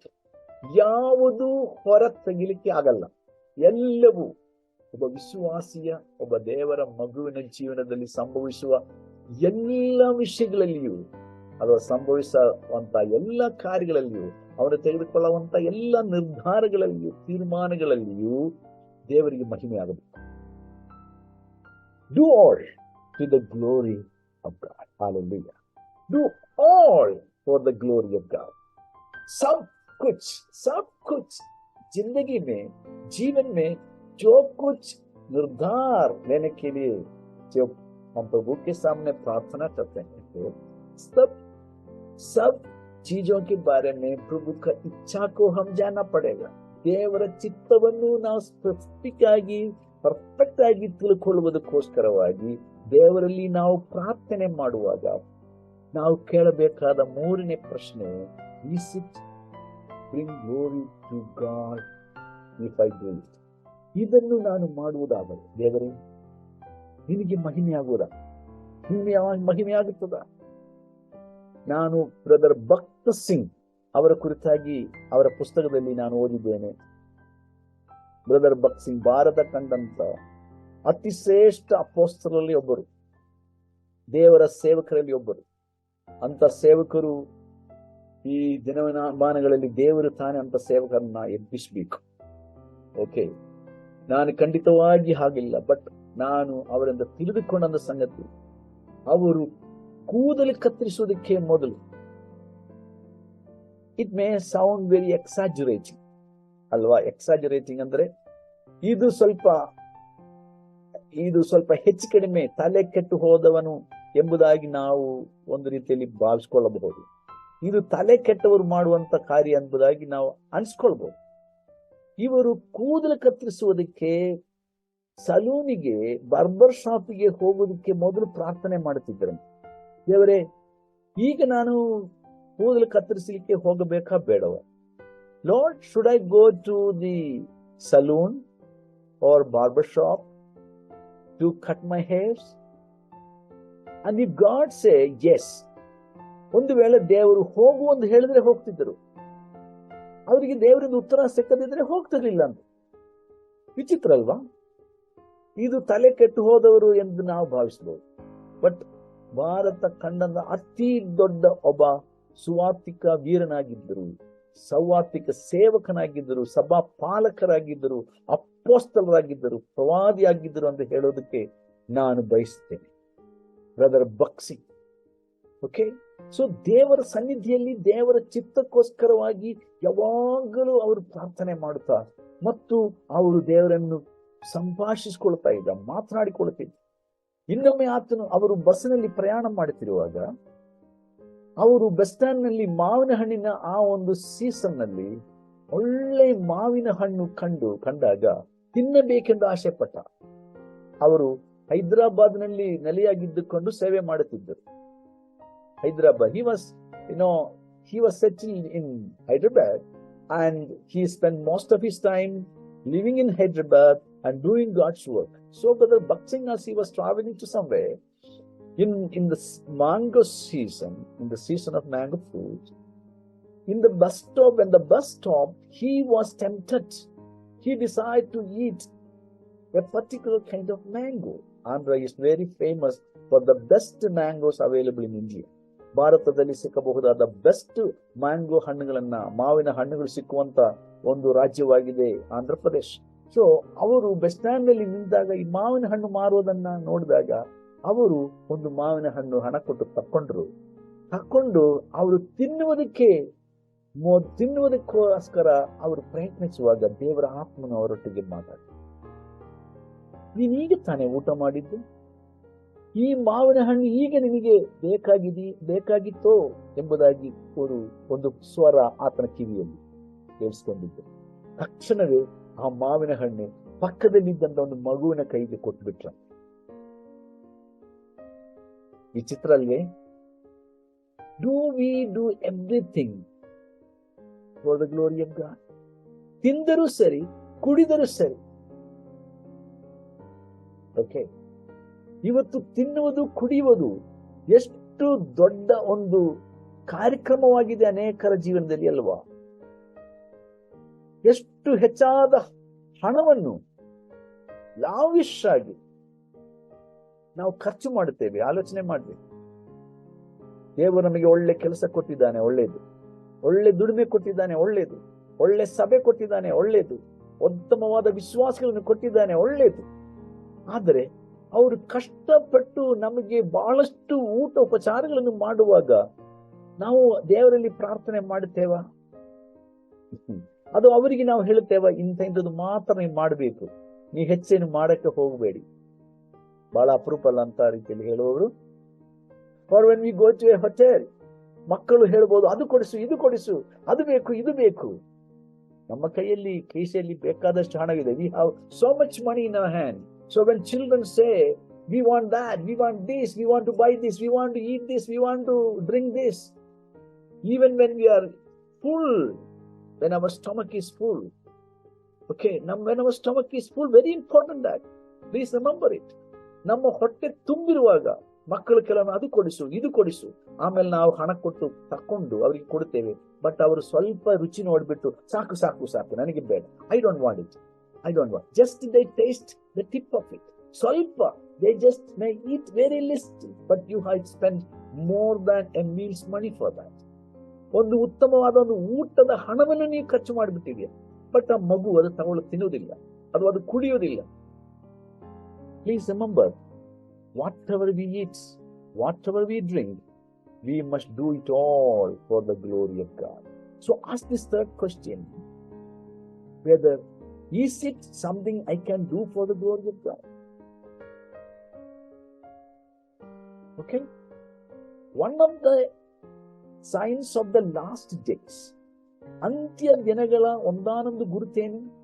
ಮನುಷ್ಯರು ಹೊಟ್ಟೆ ಬಾಕರಾಗುವರು. One of the signs of the end days is gluttonous, eating too much, eating or drinking too much. These are the days of Noah. Are we going out of the perfect will of God? ನನ್ನ ಚಿಕ್ಕ ಪ್ರಾಯದಲ್ಲಿ, when I was a very little boy, I remember we are having 9 children in our home. ನಮ್ಮ ಮನೆಯಲ್ಲಿ 9 ಮಕ್ಕಳು ಸೇರಿದಂತ ಒಂದು ಕುಟುಂಬ. ಕೆಲವೊಮ್ಮೆ 1 kg ಅಕ್ಕಿ ಅಷ್ಟೇ ನಮಗೆ ಅನ್ನ ಮಾಡಕ್ಕೆ. ಕೆಲವೊಮ್ಮೆ ಹೆಚ್ಚು ಅಕ್ಕಿ ಇರ್ತಿರ್ಲಿಲ್ಲ, ಕೆಲವೊಮ್ಮೆ ಹೆಚ್ಚು ಪದಾರ್ಥಗಳು ಇರ್ತಿರ್ಲಿಲ್ಲ, ಒಂದು ಚಟ್ನಿ ಮಾತ್ರ. ಒಂದು ವೇಳೆ ಎಲ್ಲರಿಗೂ ಅನ್ನ ಊಟ ಕೊಡಕ್ಕೆ ಆಗ್ತಿರ್ಲಿಲ್ಲ ನನ್ನ ತಾಯಿಗೆ. ನಾವು 9 ಮಕ್ಕಳು ಗಂಜಿ ಕುಡಿತೀವಿ ಸಂತೋಷವಾಗಿ. ದೇವರು ಆರೋಗ್ಯ ಕೊಟ್ಟದಕ್ಕಾಗಿ ಸ್ತೋತ್ರ. ದೇವರು ಎಲ್ಲರಿಗೂ ಒಳ್ಳೆ ಬುದ್ಧಿ, ಜ್ಞಾನ, ತಿಳುವಳಿಕೆಯನ್ನು ಕೊಡೋದಕ್ಕಾಗಿ ಸ್ತೋತ್ರ. ನಾನು ಏನ್ ಹೇಳ್ತಾ ಇದ್ದೀನಿ, ಹಿಂದಿನ ದಿನಗಳಲ್ಲಿ 3 ಹೊತ್ತು ಊಟ ನಮಗೆ ಇರ್ತಿರ್ಲಿಲ್ಲ, ಆದ್ರೆ ಇವತ್ತು ನಮಗೆ ಊಟ ಹೆಚ್ಚಾಗಿದೆ ಅಲ್ವಾ? ಆದರೂ ನಾವು ಇನ್ನೂ ಹೆಚ್ಚು ಊಟಕ್ಕೋಸ್ಕರ ಖರ್ಚು ಮಾಡುತ್ತೇವೆ. ಇವತ್ತು ನಮಗೆ ಎಲ್ಲವನ್ನು ಕುಡಿಯೋದಕ್ಕೆ ಅವಕಾಶವಿದೆ.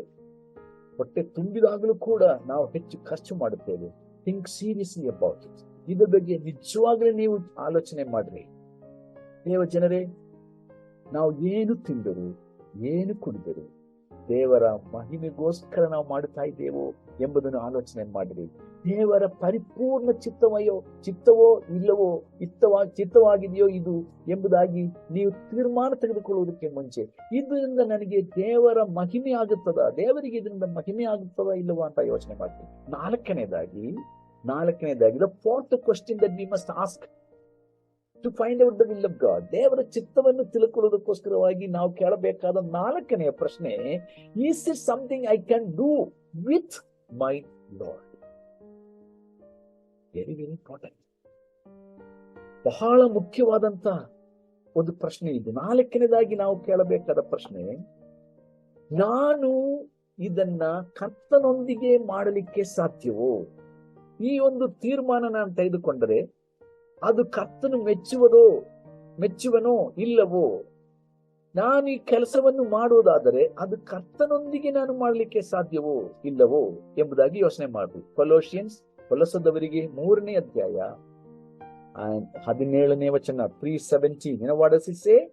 ನೀವು ನುಡಿಯಿಂದಾಗಲಿ ನಡಿಯಿಂದಾಗಲಿ ಏನು ಮಾಡಿದರೂ, ವಾಟ್ ಎವರ್ ಯು ಡು, ನೋಡ್ರಿ, ವಾಟ್ ಎವರ್, ನೀವು ಏನೇ ಕುಡಿದರು ಏನೇ ತಿಂದರು, ಅದೇ ರೀತಿಯಲ್ಲಿ ಇಲ್ಲಿ ಬರ್ತದೆ, ನೀವು ಏನು ಮಾಡಿದರು ಸರಿ, ನೀವು ನಡೆಯಿಂದಾಗಲಿ ನುಡಿಯಿಂದಾಗಲಿ ಏನು ಮಾಡಿದರು ಅವೆಲ್ಲವನ್ನು ಕರ್ತನಾದ ಯೇಸುವಿನ ಹೆಸರಿನಲ್ಲಿಯೇ ಮಾಡಿರಿ. ಆತನ ಮೂಲಕ ತಂದೆಯಾದ ದೇವರಿಗೆ ಕೃತಜ್ಞತಾ ಸ್ತುತಿಯನ್ನು ಮಾಡಿರಿ. Do it all in the name of the Lord Jesus. What does it mean? ಕರ್ತನ ಹೆಸರಿನ ಮೂಲಕ ನೀವು ಮಾಡಿರಿ, ಅಥವಾ ಯೇಸು ಕ್ರಿಸ್ತನ ಹೆಸರಿನಲ್ಲಿ ಮಾಡಿ. Do it in the name of the Lord. What does it mean? ಅದರ ಅರ್ಥ ಏನು? Do it in the name of the Lord. ಕ್ರಿಸ್ತನ ಹೆಸರಿನಲ್ಲಿ ಮಾಡಬೇಕು ಎಂದು ಹೇಳುವಾಗ ಅದರ ಅರ್ಥ ಏನು? ತಿಮೋಥಿಯನ ಪತ್ರದಲ್ಲಿ ತಿಮೋಥಿಯನು ಬಹಳ ಸ್ಪಷ್ಟವಾಗಿ ಅದಕ್ಕೆ ಉತ್ತರ ಹೇಳುತ್ತಾನೆ. If you turn to the second book of Timothy, chapter 2 and verse 19. 2 ತಿಮೋಥೆ 2ನೇ ಅಧ್ಯಾಯ 19ನೇ ವಚನಕ್ಕೆ ನೀವು ಹೋದರೆ ಅಲ್ಲಿ ಉತ್ತರ ಇದೆ. What does it mean in the name of Jesus? ಕರ್ತನ ಹೆಸರಿನಲ್ಲಿ ಅಂದ್ರೆ ಅರ್ಥ ಏನು? ಕರ್ತನ ಹೆಸರು ಪರಿಶುದ್ಧವಾದದ್ದು, ರೈಟ್? ಹೌದು. 2ನೇ ಅಧ್ಯಾಯ 19ನೇ ವಚನ. Let everyone who names the name of the Lord, ಕರ್ತನ ಹೆಸರನ್ನು ಹೇಳಿಕೊಳ್ಳುವ ಪ್ರತಿಯೊಬ್ಬರು, ಹಲ್ಲೆಲೂಯಾ, ಈಗಿಲ್ಲ ಮುಂಜಾನೆ ನಾಳೆ ಕರ್ತನ ಹೆಸರು. ಕ್ರೈಸ್ತರಂದ್ರೆ ಯಾರು? ಹೆಸರನ್ನು ಹೊಂದಿದ್ದವರು. ಕ್ರೈಸ್ತರಂತ ಹೇಳಿದ್ರೆ ಕ್ರಿಸ್ತನ ಹೆಸರು ಹೊಂದಿದ್ದವರು. ಕ್ರಿಸ್ತನ ಹೆಸರು ಹೊಂದಿದವರು ಅಂದರೆ ಪರಿಶುದ್ಧರು. ಯಾಕಂದ್ರೆ ಕ್ರಿಸ್ತನ ನಾಮವು ಪರಿಶುದ್ಧವಾದದ್ದು. ಸ್ವಾಮಿ ಪ್ರಾರ್ಥನೆ ಕಲಿಸಿಕೊಟ್ಟಾಗ ಮತ್ತಾಯ 6ರಲ್ಲಿ ದೇವರ ನಾಮವು ಪರಿಶುದ್ಧವೆಂದೆನಿಸಲ್ಪಡಲಿ ಅಲ್ವಾ?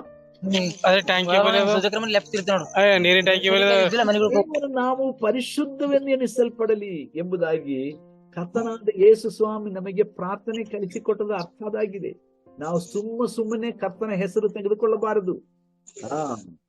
ದೇವರ ಹೆಸರು ನಾವು ವ್ಯರ್ಥವಾಗಿ ತೆಗೆದುಕೊಳ್ಳಬಾರದು ಎಂಬುದಾಗಿ ದಶಾಜ್ಞೆಗಳಲ್ಲಿ ದೇವರು ಯೆಹೋವನು ಮೋಶೆಗೆ ಆಜ್ಞಾಪಿಸುವಾಗ ಹೇಳುತ್ತಾನೆ. 3ನೇದಾಗಿ, do not take my name in vain. ದೇವರ ಹೆಸರು ನಾವು ಎಷ್ಟೊಂದು ಅಸಡ್ಡೆ ಮಾಡುತ್ತೇವಲ್ಲ ನಮ್ಮ ಕಾರ್ಯಕಲಾಪಗಳಲ್ಲಿ, ನಮ್ಮ ನುಡಿಯಲ್ಲಿ, ನಮ್ಮ ನಡೆಯಲ್ಲಿ. ಆ ಕಾರಣ ಪ್ರಿಯ ದೇವ ಜನರೇ, ನನ್ನ ಜೊತೆ ಸೇವಕರೇ, ನನ್ನ ಸಹೋದರರೇ, ನಾವು ದೇವರ ಪರಿಪೂರ್ಣವಾದ ಚಿತ್ತವನ್ನು ತಿಳ್ಕೊಳ್ಳಬೇಕಾದರೆ ಕೇಳಬೇಕಾದ 4ನೇ ಪ್ರಶ್ನೆ, ನಾನು ಕ್ರಿಸ್ತನೊಂದಿಗೆ, ನನ್ನ ಕರ್ತನೊಂದಿಗೆ, ಆತನ ಹೆಸರಿನೊಂದಿಗೆ ನಾನು ಈ ತೀರ್ಮಾನವನ್ನು ತೆಗೆದುಕೊಳ್ಳಲಿಕ್ಕೆ ಸಾಧ್ಯವೋ ಇಲ್ಲವೋ ಎಂಬುದಾಗಿ ವಿಚಾರಿಸಿ ಉತ್ತರವನ್ನು ಕಂಡುಕೊಳ್ಳಿ. ಒಬ್ಬ ವ್ಯಕ್ತಿ, ಒಬ್ಬ ವಿಶ್ವಾಸಿ ಅಂದ್ರೆ ಒಬ್ಬ ವ್ಯಕ್ತಿ ವಿಶ್ವಾಸಿಯಾದ ನಂತರ ಆ ವ್ಯಕ್ತಿ ದೀಕ್ಷಾಸ್ನಾನ ಮಾಡಿಸ್ಕೊಂಡ್ರು. ದೀಕ್ಷಾಸ್ನಾನ ಅಂದ್ರೆ ಗೊತ್ತಲ್ಲ ನಿಮ್ಗೆ, ನೀರಿನಲ್ಲಿ ಮುಳುಗಿಸ್ಕೊಂಡು ನೀರಿನ ಒಳಕ್ಕೆ ಹೋಗಿ ಮೇಲಕ್ಕೆ ಬರುವುದು ಅಲ್ವಾ. ನಾನು ಕ್ರಿಸ್ತನ ಒಂದಿಗೆ ನಾನು ಎಲ್ಲ ನನ್ನ ಪಾಪ ಸ್ವಭಾವಗಳನ್ನು ನಾನು ಸಮಾಧಿ ಮಾಡಿಕೊಳ್ಳುತ್ತಾ ಇದ್ದೀನಿ. ನಾನು ಯೇಸು ಸ್ವಾಮಿಯನ್ನು ಹೃದಯೊಳಗೆ ಸ್ವೀಕಾರ ಮಾಡಿಕೊಂಡದ್ರಿಂದ ನಾನು ಪಾಪದ ಎಲ್ಲ ಪ್ರೇರಣೆಗಳಿಗೂ ನಾನು ಸತ್ತು ಹೋಗಿದ್ದೇನೆ. ಸತ್ತಂತ ನನ್ನನ್ನ ಮಣ್ಣು ಮಾಡುವ ಹಾಗೆ ನಾನು ನೀರಿನೊಳಕ್ಕೆ ನಾನು ಹೋಗ್ತಾ ಇದ್ದೀನಿ. ನಾನು ಮುಳುಗಿಸಿಕೊಳ್ಳುವಾಗ ಅದರ ಅರ್ಥ ನಾನು ಇನ್ನು ಮುಂದೆ ಪಾಪದ ಯಾವ ಒಂದು ಬಲಕ್ಕೂ ಪಾಪದ ಯಾವ ಕಾರ್ಯಕ್ಕೂ ನಾನು ಅಧೀನಳಲ್ಲ ಎಂದು ಅರ್ಥ. ಸೊ ಒಬ್ಬ ವ್ಯಕ್ತಿ ಹೀಗೆ ರಕ್ಷಣೆ ಹೊಂದಿ ದೀಕ್ಷಾಸ್ನಾನ ಮಾಡಿಸಿಕೊಳ್ಳುವಾಗ ಪಾಸ್ಟರ್ಗೆ ಹೇಳಿದ್ರು, ಪಾಸ್ಟ್ರೇ, ನಾನು ಒಂದು ಮಾತು ನಿಮ್ಗೆ ಕೇಳಬಹುದಾ ಅಂತ ಹೇಳಿದ್ರು. ದೀಕ್ಷಾಸ್ನಾನ ಆದ ನಂತರ ಕೇಳಿದ್ರು. ಆಯ್ತಪ್ಪ ಕೇಳಿ ಅಂತ ಹೇಳಿದ್ರು. ಪಾಸ್ಟ್ರೇ, ಬಹಳ ಒಳ್ಳೆ ಒಂದು ಪಿಕ್ಚರ್ ಬಂದಿದೆ ನಮ್ಮ ಊರಲ್ಲಿ. ಆ ಪಿಕ್ಚರಿಗೂ ಕೊನೆಯದಾಗಿ ಅದೊಂದೇ ನೋಡ್ಬೇಕು ನನಗೆ ಆಸೆ, ಬಾರಿ ನನ್ನ ಮನಸ್ಸಿನಲ್ಲಿ ಆಸೆ ಬಾಧೆ ಆಗುತ್ತಾ ಇದೆ. ಆ ಒಂದು ಪಿಕ್ಚರಿಗೆ ನಾನು ಹೋಗಬಹುದಾ? ಆ ನಂತರ ನಾನು ಹೋಗೋದೇ ಇಲ್ಲ. ಇದು ಲಾಸ್ಟ್. ಯಾಕಂದ್ರೆ ಇವತ್ತು ನಾನು ದೀಕ್ಷಾಸ್ನಾನ ಮಾಡಿಸ್ಕೊಂಡಿದ್ದೇನೆ. ಇನ್ನು ಮುಂದೆ ಖಂಡಿತ ನಾನು ಪಿಕ್ಚರ್ಗೆ ಹೋಗಲ್ಲ, ಸಿನಿಮಾಗೆ ಹೋಗಲ್ಲ. ಇದೊಂದು ಮಾತ್ರ ಹೋಗಿ ಬರ್ತೀನಿ ಪಾಸ್ಟರ್ ಅಂತ ಹೇಳಿದ್ರು.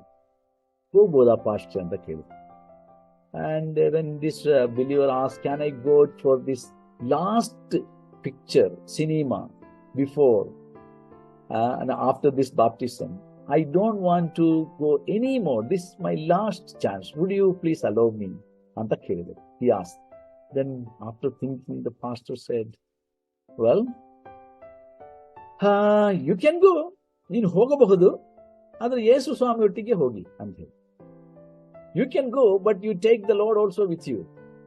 Okay? You can go for cinema, for picture, but you can take the Lord Jesus along with you. ನೀನು ಪಿಕ್ಚರ್ಗೆ ಹೋಗು, ಆದ್ರೆ ಯೇಸು ಸ್ವಾಮಿನ ಕೂಡ ಜೊತೆಗೆ ಕರ್ಕೊಂಡು ಹೋಗು ಅಂತ ಹೇಳಿ. ಒಳ್ಳೆ ಉತ್ತರ ಅಲ್ವಾ? ಸೊ ಬಹಳ ಬುದ್ಧಿವಂತಿಕೆಯಿಂದ ಈ ಸಭಾಪಾಲಕರು ಆ ವಿಶ್ವಾಸಿಗೆ ಉತ್ತರ ಕೊಟ್ಟರು. Is it something I can do with the Lord? ನಾನು ಮಾಡುವಂತ ಈ ಕಾರ್ಯ ನನ್ನ ಕರ್ತನೊಟ್ಟಿಗೆ ನಾನು ಮಾಡಲಿಕ್ಕೆ ಸಾಧ್ಯವೋ? ನನ್ನ ಕರ್ತನೊಟ್ಟಿಗೆ ನಾನು ಹೋಗ್ಲಿಕ್ಕೆ ಸಾಧ್ಯವೋ? ನನ್ನ ಕರ್ತನಿಗೆ ಇದು ಇಷ್ಟವಾಗುತ್ತದೋ? ಆತನ ಹೆಸರಿಗೆ ಅವಮಾನವಾಗುತ್ತದೋ ಇಲ್ಲವೋ ಎಂಬುದಾಗಿ ಆಲೋಚನೆ ಮಾಡುತ್ತೀರಾ? ಈ ರೀತಿಯಾಗಿ ನಾವು ಆಲೋಚನೆ ಮಾಡಿಕೊಳ್ಳುವುದಾಗಿದ್ದರೆ ನಾವು ದೇವರ ಪರ್ಫೆಕ್ಟ್ ವಿಲ್ಲನ್ನ, ದೇವರ ಪರಿಪೂರ್ಣವಾದ ಚಿತ್ತವನ್ನ ತಿಳ್ಕೊಂಡು ನಾವು ದೇವರಿಗೆ ಮೆಚ್ಚುಗೆಯಾಗಿ ನಾವು ನಡೀಲಿಕ್ಕೆ ಸಾಧ್ಯವಾಗ್ತಲ್ವೇ? So today I just want to wind up. ಇವತ್ತಿನ ಈ ಒಂದು ಅಧ್ಯಯನವನ್ನ ನಾನು ವೈಂಡ್ ಅಪ್ ಮಾಡೋದಕ್ಕೆ ಬಯಸ್ತೇನೆ. How to prove that I am doing the perfect will of God in my life. ನನ್ನ ಜೀವನದಲ್ಲಿ ದೇವರ ಪರಿಪೂರ್ಣ ಚಿತ್ತವನ್ನು ನಾನು ಮಾಡುತ್ತಾ ಇದ್ದೀನಿ ಎಂಬುದಕ್ಕೆ ಆಧಾರ ಏನಾಗಿದೆ? ನಾವು ಕೇಳಬೇಕಾದ ನಾವು ಕೇಳಬೇಕಾದ ಹಲವಾರು ಪ್ರಶ್ನೆಗಳು. ಇವತ್ತು ನಾವು ಕೇವಲ 4 ಪ್ರಶ್ನೆಗಳಷ್ಟೇ ಕೇಳಿದೆವು. ಇನ್ನೂ ಅನೇಕ ಪ್ರಶ್ನೆಗಳಿವೆ. ಅದನ್ನ ಮುಂದಿನ ವಾರದಲ್ಲಿ ನಾವು ಕೇಳೋಣ, ಮತ್ತೆ ನಾವು ಕಲಿಯೋಣ. ಮೊದಲನೇದಾಗಿ ದೇವರ ಚಿತ್ತವನ್ನು ನಾವು ತಿಳ್ಕೊಳ್ಳುವುದಕ್ಕೋಸ್ಕರ ಕೇಳಬೇಕಾದ ಪ್ರಶ್ನೆ ಇದು: ಕರ್ತನಾದ ಯೇಸು ಕ್ರಿಸ್ತನ, ಅಪೊಸ್ತಲರ, ಹೊಸ ಒಡಂಬಡಿಕೆಯ ಪವಿತ್ರಾತ್ಮನ ಉಪದೇಶಗಳಿಗೆ ಅನುಸಾರವಾಗಿದೆಯೋ ಇಲ್ಲವೋ ಎಂಬುದನ್ನು ಪರೀಕ್ಷೆ ಮಾಡಿ ಉತ್ತರವನ್ನ ಕಂಡುಕೊಳ್ಳಿ. ದೇವರ ವಾಕ್ಯದ ಆಧಾರದ ಮೇರೆಗೆ ಈ ಕಾರ್ಯವು ಅಥವಾ ಈ ತೀರ್ಮಾನವು ಇಲ್ಲವಾದರೆ ಅದರ ಅರ್ಥ ಅದು ದೇವರ ಚಿತ್ತವಲ್ಲ. ಎರಡನೇದು, is it something I can do with a clear conscience. ನನ್ನ ಮನಸ್ಸಾಕ್ಷಿಗೆ, ನನ್ನ ಮನಸ್ಸಿಗೆ ಇದು ಶುದ್ಧವಾಗಿದೆ, ನನ್ನ ಮನಸ್ಸಿನ ಪ್ರಕಾರ, ನನ್ನ ಮನಸ್ಸಾಕ್ಷಿಯ ಪ್ರಕಾರ ಇದು ನನಗೆ ಕಾಡುತ್ತಾ ಇಲ್ಲ, ಇದು ನನಗೆ ಗೆಲಿಬಿಲಿ ಕೊಡುತ್ತಾ ಇಲ್ಲ ಅಂದ್ರೆ ಅರ್ಥ ಇದು ದೇವರ ಚಿತ್ತ. ಮೂರನೇದು, is it something I can do for the glory of god. ದೇವರ ಮಹಿಮೆಗೋಸ್ಕರ ನಾನು ಇದನ್ನು ಮಾಡೋದಕ್ಕೆ ಸಾಧ್ಯವಾ? ಇದನ್ನು ಮಾಡಿದರೆ ಅಥವಾ ಈ ಒಂದು ತೀರ್ಮಾನ ತೆಗೆದುಕೊಂಡರೆ ಇದರಿಂದ ದೇವರಿಗೆ ಮಹಿಮೆ ಆಗ್ತದ ಇಲ್ಲವಾ? If it is not bringing glory to God, better you don't do it. ನಾಲ್ಕನೇದಾಗಿ ಅಂಡ್ ಕೊನೆಯದಾಗಿ, fourthly and lastly, is is something I can do with the Lord Jesus. ಇದು ನಾನು ಯೇಸು ಕ್ರಿಸ್ತನೊಂದಿಗೆ ಮಾಡುವುದಕ್ಕೆ ಸಾಧ್ಯವಿದೆ. ಬಿಕಾಸ್ ಯೇಸು ಕ್ರಿಸ್ತನ ಹೆಸರಿನಲ್ಲಿ ನಾನು ಮಾಡುವುದು ಅದು ಯಾವಾಗಲೂ ಪರಿಶುದ್ಧವಾಗಿರಬೇಕು. This is something I can bring I can honour the name of Jesus. ದೇವರ ಕರ್ತನ ಹೆಸರಿಗೆ ಅವಮಾನವಿಲ್ಲದ ಒಂದು ಕಾರ್ಯವಾಗಿದೆಯೋ ನಾನೀಗ ಮಾಡಲಿಕ್ಕಿರುವಂಥದ್ದು ಎಂಬುದನ್ನ ಪ್ರಶ್ನಿಸಿ ನೀವು ಉತ್ತರವನ್ನು ಕಂಡುಕೊಳ್ಳಿ. ಹಾಗೆ ದೇವರ ಪೂರ್ಣ ಚಿತ್ತವನ್ನು ನೆರವೇರಿಸುವುದಕ್ಕೆ ನಮ್ಮ ಇಹಲೋಕ ನಂಬಿಕೆಯ ಜೀವನದಲ್ಲಿ, ವಿಶ್ವಾಸ ಜೀವನದಲ್ಲಿ ಕರ್ತನಾದ ಯೇಸು ಸ್ವಾಮಿ ನಮಗೆ ಸಹಾಯ ಮಾಡಲಿ ಎಂಬುದಾಗಿ ಪ್ರಾರ್ಥಿಸುತ್ತಾ ನನ್ನ ಮಾತುಗಳನ್ನು ನಾನು ವಿರಾಮಿಸುತ್ತೇನೆ. ಒಂದು ನಿಮಿಷ ಪ್ರಾರ್ಥಿಸೋಣ. ಪ್ರೀತಿಯ ಕರ್ತನೆ, ಈ ಸಂಜೆ ವೇಳೆಯಲ್ಲಿ ನಿನ್ನ ವಚನದ ಮೂಲಕವಾಗಿ ನಾವು ಸ್ವಲ್ಪ ಕಾಲ ದೇವರೇ ನಾವು ಧ್ಯಾನಿಸುವುದಕ್ಕೆ, ಅಧ್ಯಯನ ಮಾಡಿಕೊಳ್ಳೋದಕ್ಕೆ ಕೊಟ್ಟ ಅವಕಾಶಕ್ಕಾಗಿ ಸ್ತೋತ್ರ. ದೇವ, ನಿನ್ನ ಪೂರ್ಣ ಚಿತ್ತವನ್ನು ನಾವು ಅರಿತುಕೊಂಡು ಅದನ್ನು ಮಾಡುವಂತವರಾಗುವಂತೆ ಸಹಾಯ ಮಾಡು. ನಿನ್ನ ಪರ್ಮಿಸಿವ್ ವಿಲ್ಲನ್ನು ಮಾಡಬೇಕು ದೇವರೇ. ನೀನು ಅನುಮತಿಸುವ ವಿಲ್ಲನ್ನು ಅಥವಾ ಚಿತ್ತವನ್ನು ಮಾಡುವುದಕ್ಕಾಗಿ ನಿನ್ನನ್ನು ಒತ್ತಾಯಪಡಿಸದೆ, ನಿನ್ನ ಮೇಲೆ ಭಾರ ಹೇರದೆ ದೇವರೇ, ನಿನ್ನ ಪೂರ್ಣ ಚಿತ್ತವನ್ನು ತಿಳಿದುಕೊಂಡು ಅದನ್ನು ಮಾಡಿ ನಿನ್ನ ಹೃದಯವನ್ನು ಸಂತೋಷಪಡಿಸಲಿಕ್ಕೆ, ಖುಷಿಪಡಿಸಲಿಕ್ಕೆ ನಮಗೆಲ್ಲರಿಗೂ ಸಹಾಯ ಮಾಡಬೇಕೆಂದು ನಿಮ್ಮ ಕರ್ತನಾದ ಯೇಸು ಕ್ರಿಸ್ತನ ಮೂಲಕ ನಿನ್ನನ್ನು ಪ್ರಾರ್ಥಿಸ್ತೇನೆ. ಆಮೆನ್.